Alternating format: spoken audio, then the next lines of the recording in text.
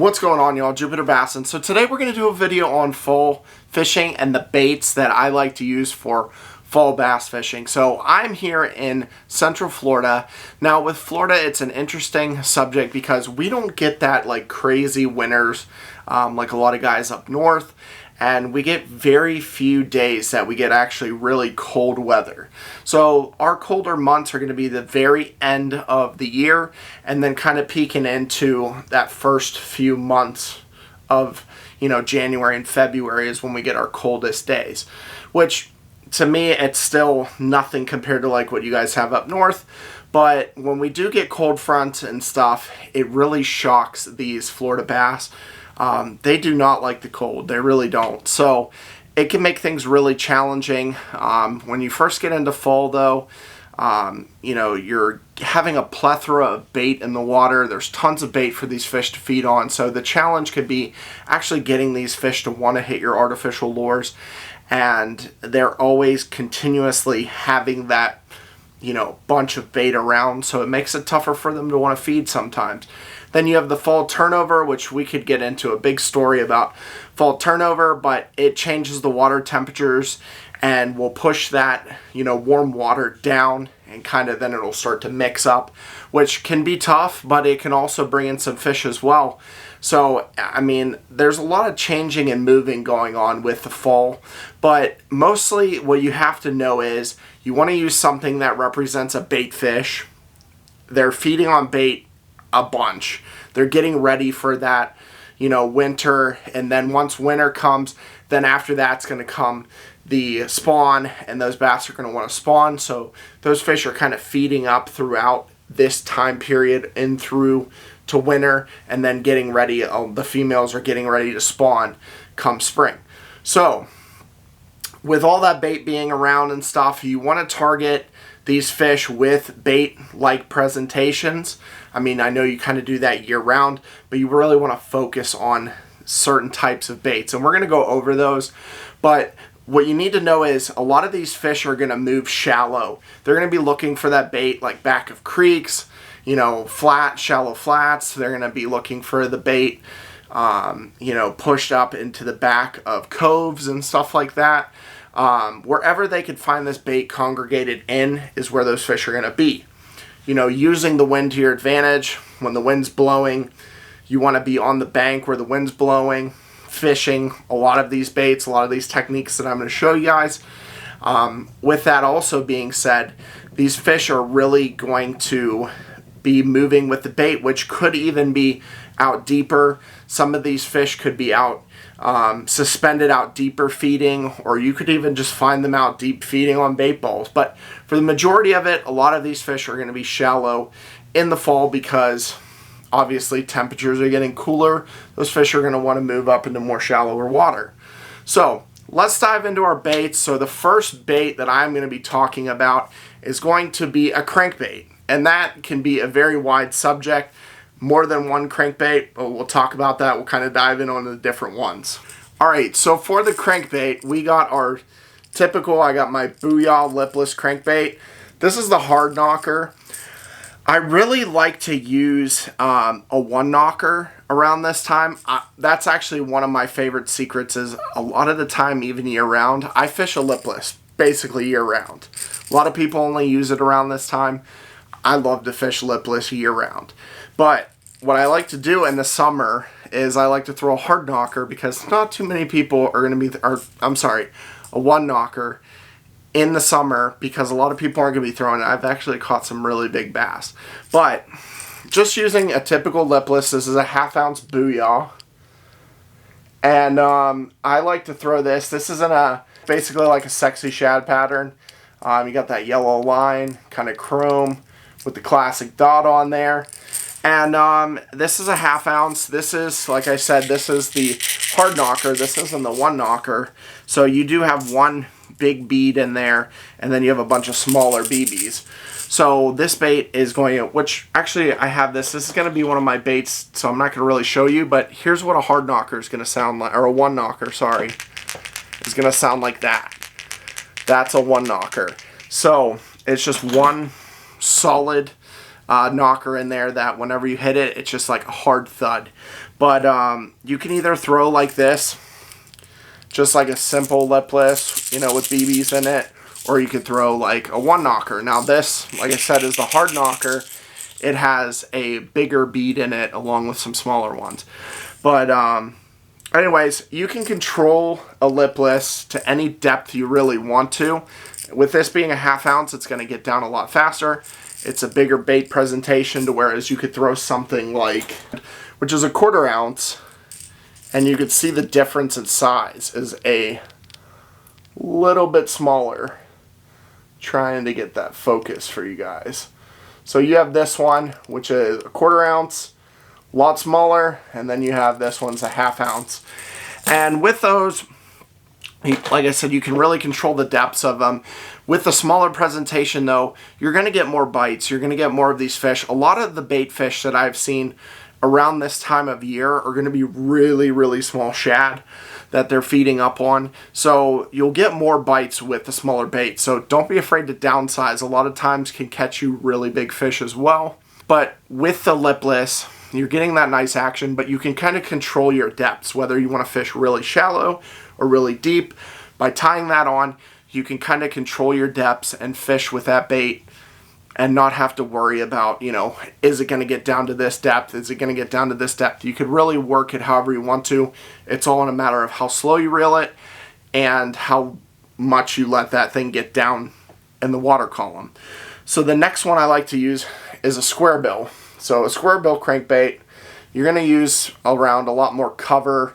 I like to use it, you know, around some, you know, wood or rocks. That way you have that little bill in the front to go ahead and stop that bait so you don't go in and get like hung up in the weeds. It helps deflect it off a lot more. And you get a nice little wobble, kind of like an upright wobble from it.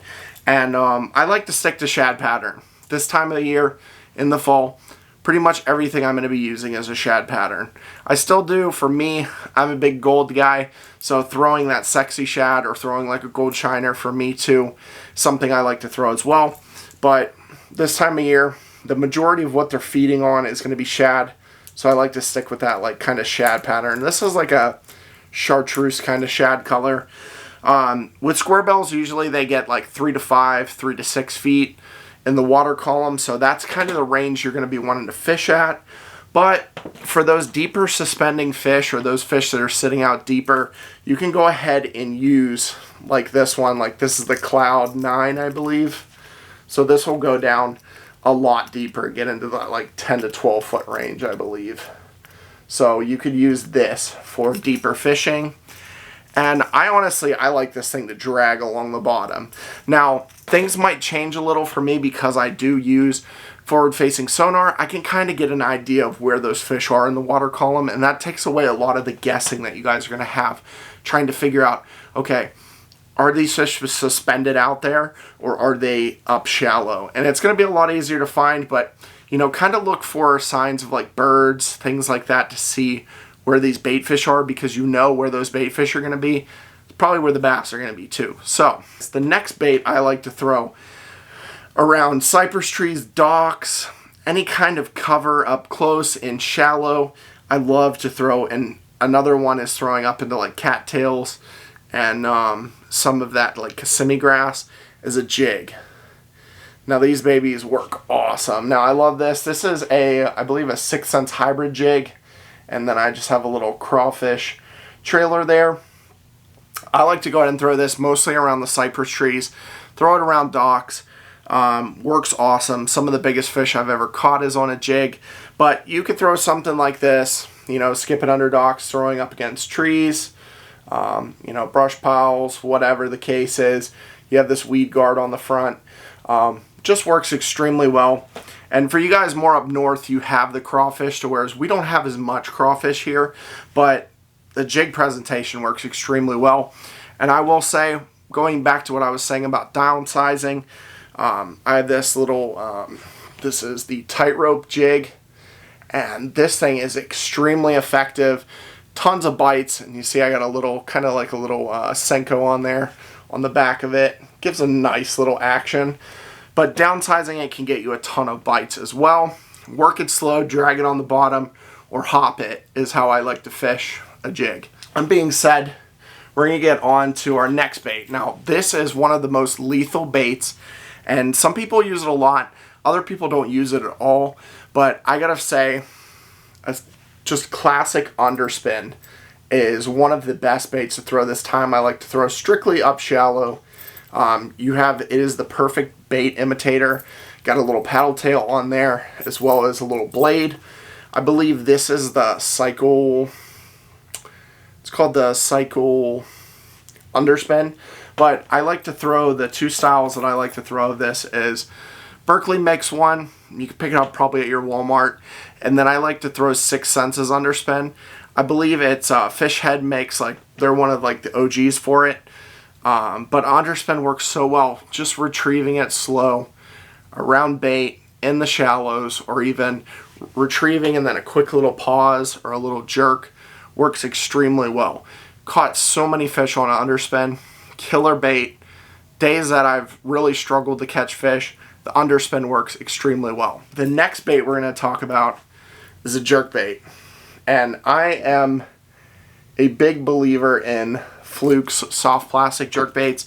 I haven't had a ton of success on using, like a hard jerk bait. But you got this 6 Sense Provoke right here. I've caught quite a few really big fish on it. You just have to find that perfect cadence, I think, with a jerk bait, and especially the depth. Now, I believe that one goes 6 to 8 feet maybe, if I'm not mistaken. Might even be shallower. But when you're working it, you just have to find that right. If it's like jerk, jerk, pause, or if you do like one jerk, pause it for a while, and then pop it again. You just have to play around with it. But the jerk bait can be extremely lethal, especially if you have a suspending jerk bait. I love suspending jerk baits because it's going to sit right there in that water column. It's not going to move. You jerk, jerk, pause, stays there, and it's just chilling right there for that fish to smack it. Some people like to use ones that do sink. Some people like to use them float. I usually tend to stay away from the floating jerk baits and go with more of a sinking or slow suspending one. But yeah, the best one you can get, possibly in my opinion, is definitely going to be a Megabass Vision 110. They're expensive though, but I've caught the most amount of fish with a jerkbait using a Vision 110. But for brands I like to use, you guys saw the 6 Sense Provoke's really good jerkbait. Also like to use the Berkley Stunna, and let's see, there's a Strike King one. I can't remember the name, but it's like Strike King KVD jerkbait. That one works actually pretty good as well. And then I think there's a Berkley Cutter that I like to use too. It's pretty good. So definitely look those up. Jerkbait is definitely one of those baits that you're going to get those fish suspended out a little deeper water. And it's just lethal. It's a great bait fish presentation, and the fish will hit it, especially those fish that are kind of getting slower, lethargic from the colder water. And then you have also those fish that are really like feeding heavy on bait fish. They're, in the strike zone ready to just hammer after some of these bait, and you got your jerk bait just kind of just going through the water, giving a little just kidding. But no, you got your jerk bait kind of just like chopping through the water, kind of staying at that suspended level. Those fish just hammer it. The next one, this bait is a year-round bait. I don't actually have this one out of the wrapper, but it's going to be a spinner bait. Spinner baits are lethal because you can really work this thing at different columns in the water, just like using the lipless crankbait.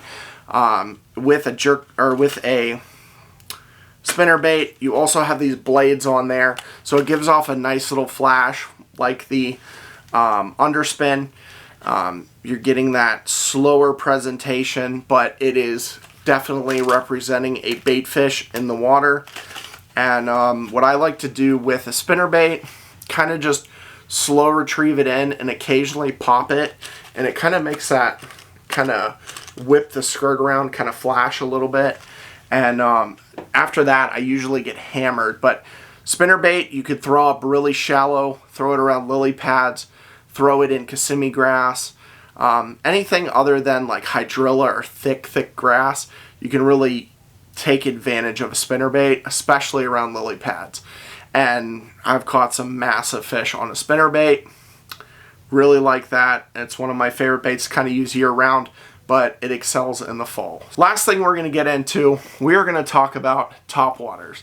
Now, I use this bait a decent amount, but it's certain days, you know, kind of those foggy mornings, not too much chop on the water.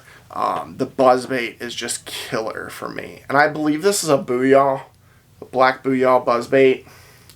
And, you know, I just straight up retrieve this. I like to put like a little paddle tail on it, or you can use like a zoom horny toad, put that on the back of it. It gives it a nice little chop through the water.